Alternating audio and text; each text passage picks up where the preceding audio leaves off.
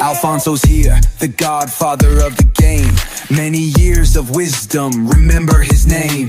Speakers on stage, they'll drop the keys. Unlock your power and seize the breeze. I think my audience is going to be excited to hear, first of all, about the place. We just did a retreat. We did 2 retreats here back to back, Pete. Yeah, I'll never be the same again. Idónea is the name. Correct. Why did you choose Idónea as the name for this beautiful place that we've been here? We've been here for 3 weeks. Hard to believe. I know, it's incredible. Looking forward to seeing him go, tell you the truth, folks. Now, Idónea, I was searching for a name for this dealio that we built here. Yeah. And after much encyclopedias, books, magazines, online searching, I eventually come up with this name, Idónea, which is an old Portuguese word. First thing I liked about it, it had that little accent over the O. We call it in Spanish un piquete, like something like interesting about it, you know? Yeah, that's what I thought. Wow, I like that. Dead sexy, I thought. And then I looked into, well, what does it mean? And it means things that would work well for me. It means good relationships, the right fit, to be suitable for each other, and to have trust and integrity in that relationship. I thought, wow, I can use that. And Idónea was born. I got it registered. So in Portugal, not the world, but we're the only Idónea that can operate as a business now. So that's pretty sweet. And that's our name. You become your name. That's it. Your name becomes you. That's it. And the Azores, I mean, it's just an island, and it looks like it's in the middle of nowhere. Why did you choose here? I kind of chose me in a way, really, because what happened was I came here, as I'd done for many years, on a backpack adventure. So I'd gone around a different place, many locations around the world. So 5 years ago, my location of choice was the Azores. I'd not been here. I didn't know too much about it. So I came with my little backpack. What attracted you to it? Just, I'd not been there. Yeah. It was off the radar. You don't hear a lot about it, except on the weather channels. You talk about weather coming in from the Azores, but other than that, nobody knew about the Azores. Yeah. And I thought, I've got to check that out. Yeah. So when I came here 5 years ago, I was ultra pleasantly surprised, more than pleasantly, taken aback by the beauty, the natural beauty of this island. Just stunning. Absolute. The mountains, lakes, waterfalls, wildflowers everywhere, and the lack of commercialism. It was kind of undiscovered compared to other islands. Well, when you come here, like when you're coming to this, your hotel here, you would call it a villa. What would you call it? Like a boutique villa, something like that. Yeah, we call it a farm-to-table experience with accommodation. Yeah.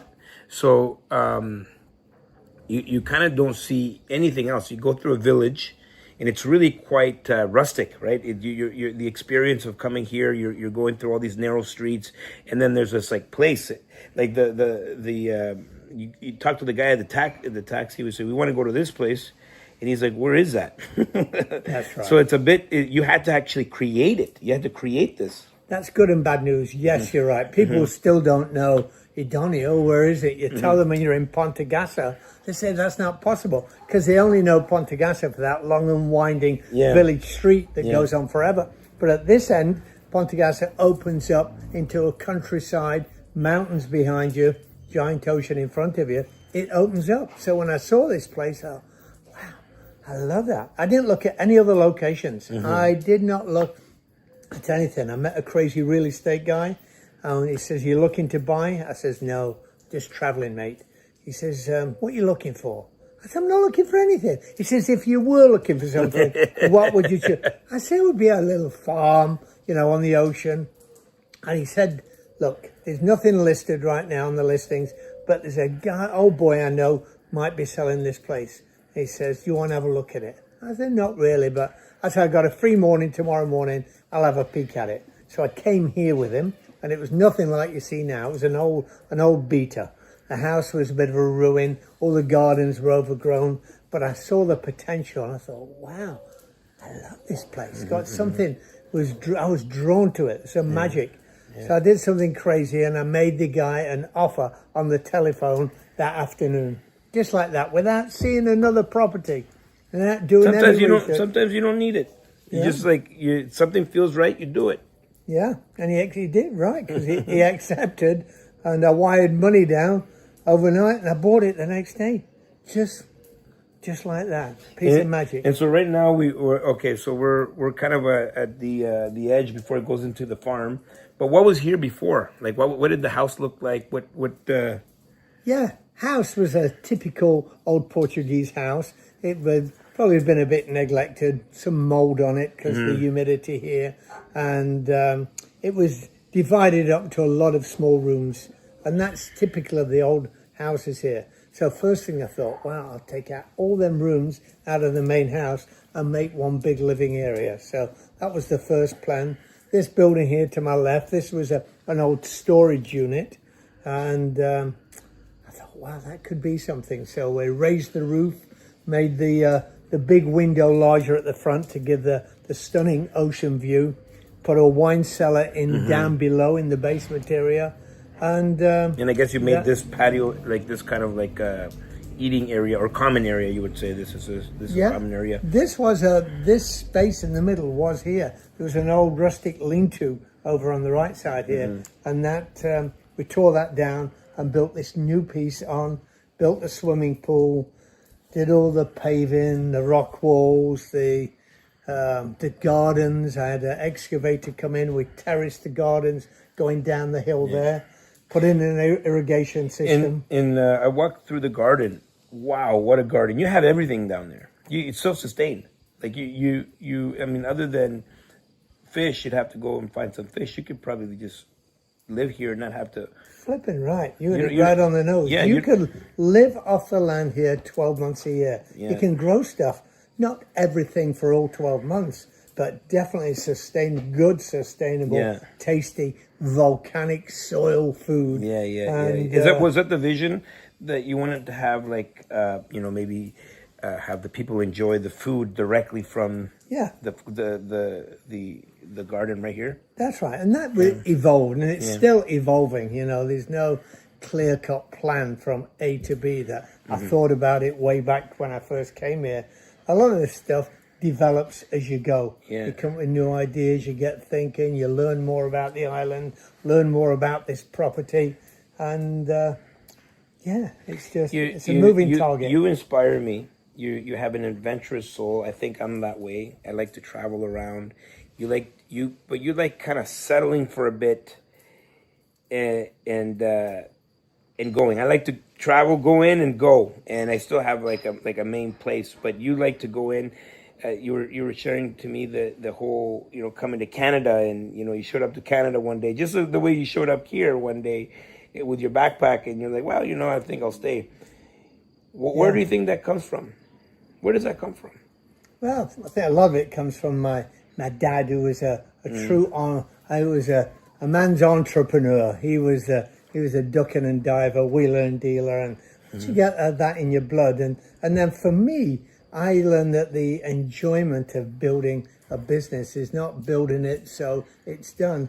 It's the actual building it. Yeah. And that's what gives me the joy and the excitement, clawing away and creating something from nothing. And there's a lot of ups and downs in that, as you know. You're building any business, but when you're building something from scratch, it's not all joy. But there's something that keeps me coming back. It's a bit of a love-hate. I curse it at the same time because I'm my own. Well, it keeps you young because your brain. It's like you're stimulating your brain, and it's like ideas and like problem solving. I think a lot of starting a business is problem solving. You start here, you had a vision. Maybe you wanted to put the pool here, but it didn't work out. You had to adjust it, put it over there. I'm just imagining what types of issues you would have had here that you had to solve. My name is Alfonso Cuadra.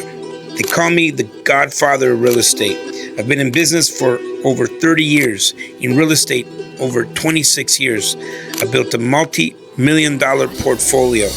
And now I'm going across North America, talking to people and signing checks. I'm looking for deals because I'm building a $1 billion portfolio.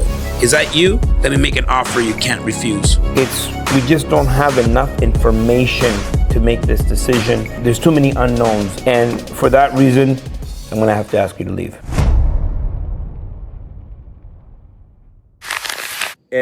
What brought you to Canada? And I know you have a winery in Canada. How did you end up with this winery, and what is the name of the winery? Because I'm going to be in Halifax, so I'm gonna go there. You're going to drink fine wine in Nova Scotia. Wow. Yeah. So how in the world did you end up in Nova Scotia? Well, after leaving England in 1978, I back up a bit from that. I left school at the early age of 15. I went to work in the fruit and vegetable business. By the time I was 19, I had my own business, just from a little nothing, just from a pea pot. And so that grew in 6 years, and by the time I was 25, I sold it. Everybody thought I was crazy because I built this great little business. I was the king of the Victoria market in Nottingham. Apple a pant, 2 pound banana, come on, chatting them up. And selling all the fruit and veg. I'd built a great business, but I wanted to travel, I wanted adventure. And I sold it. Oh, everybody I knew thought I was crazy because I had the greatest little business. And I got out. I left on an adventure around the world. Did a lot of stuff. I picked oranges in Florida, sold cockroach powder in Texas. Had a crocodile farm in Belize. Crocodile farm. Yeah. This is what I'm saying. This is why I find you so fascinating. It's like you have that adventurous soul, right? Yeah.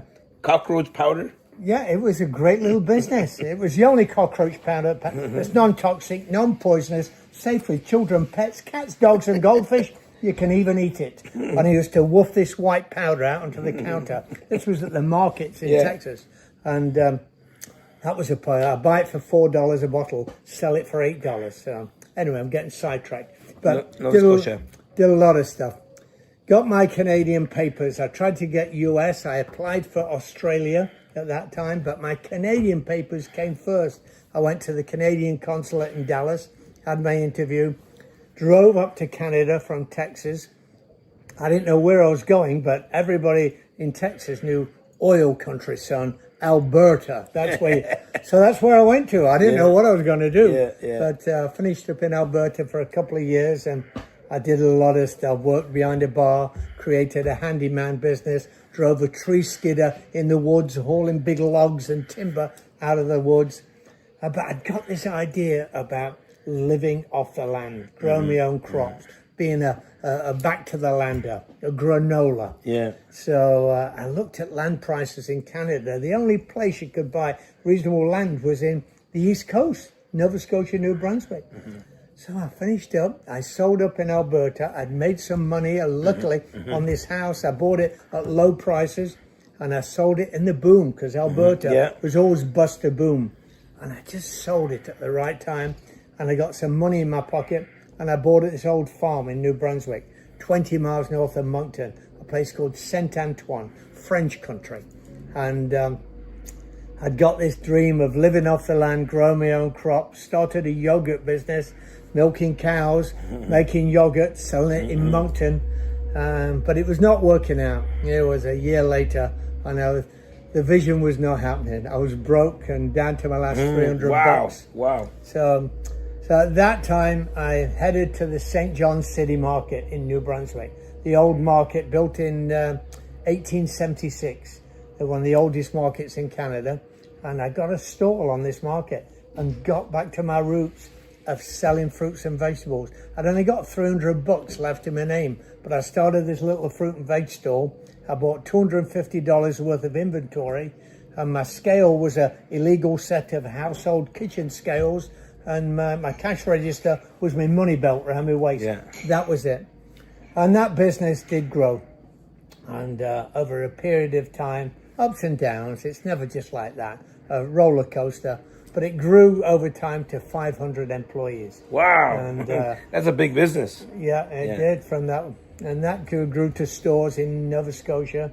My brother and my brother-in-law, my sister came over from the UK. They took over the New Brunswick operation. I moved to Nova Scotia. So during my time there, I'd set up the Pete's Fruitique brand was alive and well in Nova Scotia. I'd got this idea about owning land again. I failed at one farm, but it was still there with me. So I bought a farm in the Annapolis Valley, just outside of Wolfville. A beautiful place on the side of a hill.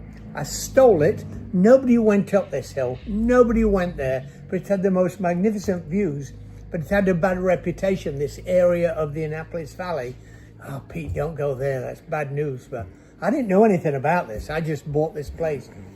Anyway, the winery started, planted a few grapes and played around and just planted the next. And during that time, the wine it had not really developed as wine country yet. It was just starting. There was 2 or 3 wineries had already just got started. And I saw the potential. There's 22 wineries now in Nova Scotia. Wow! And so this business started from nothing. Now it's a full-on fabulous winery, a 250-seat restaurant.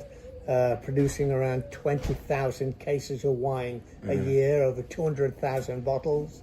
Wow. And 60 acres of grapes growing and buying from other local farmers. So my daughter Gina, I have 5 daughters, 1 son. But one of my daughters, Gina, she has taken over total management and certainly part ownership of the winery now. And she's looking after that while I came here to start a new adventure. Well, I'm going to be following all your adventures. We're staying at your beautiful place. And so whoever's watching, I would definitely recommend them to come here. And the hospitality, the food, I mean, everything's been A1. I mean, and you make this place, I'll tell you that right now. You make this place. You're charming. You're hospitable. I mean, we're staying in your house. No, well, did you tell him where I stayed? Well, he's down there he's in a tent. Imagine that. He's so hospitable that he allows us to stay in his house while he stays in the tent. But we had 2 great masterminds here. People got so much value. They were inspired by you. Everybody kept asking about your story. So I thought, maybe share with our audience. What is a piece of advice that you would give someone that's watching this, that's thinking about, getting on an adventure like this, like what you've done here with going to a foreign country, setting up shop? What would be one piece of advice that you give them? That's a loaded question. I have always probably been fortunate in the fact that I think I'm able to think like a customer. I don't think like a business owner or an accountant or about, the making money thing. I just think, what would a customer like? And getting tuned into customers. I look at customers, I watch them, I learn, I see if the glass is empty. Before they know it, it's full. But I think looking at your customer, developing your own personal brand. I've been able to build a brand of my own brand, but I've attached it now to the business, which then becomes a culture of the business.